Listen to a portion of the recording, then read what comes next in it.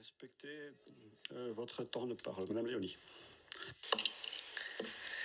Merci, Monsieur le Président. Alors, chers collègues, la sécurité et la protection des enfants sur le web est un thème cher à mon groupe. Et il l'est plus personnellement comme maman, puisque je le vis au quotidien avec une petite fille de 9 ans. Les enfants, vous le savez, apprennent en ligne à grande vitesse.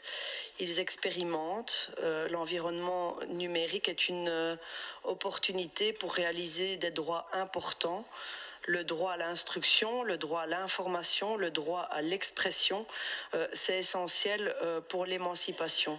D'un autre côté, il faut protéger les enfants, en particulier les plus jeunes. Il faut les outiller et les aider à comprendre les risques du monde en ligne, la violence en ligne, l'exposition à des contenus et des comportements inappropriés, le harcèlement, l'usurpation d'identité.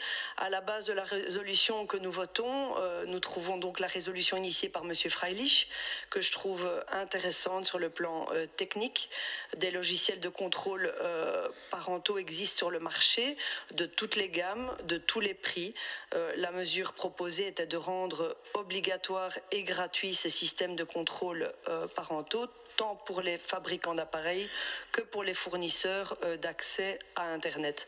Je me réjouis qu'on ait pu, sur cette base, mener des auditions en commission.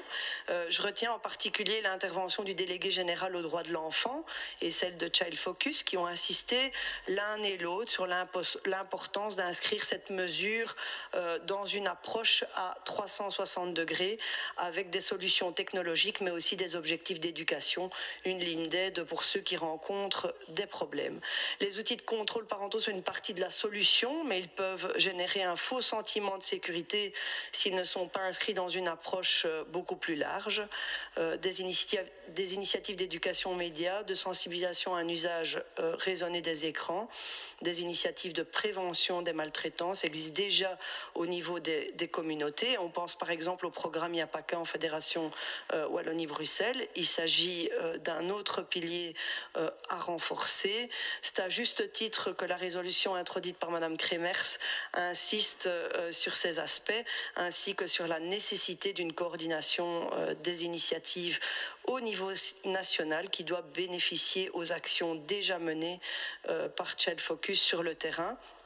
Il reste beaucoup de travail pour faire d'Internet un environnement plus sûr.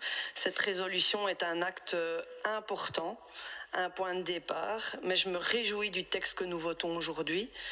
Il est le fruit d'un travail que nous avons pu mener en commission économie, en dépassant les clivages entre majorité et opposition.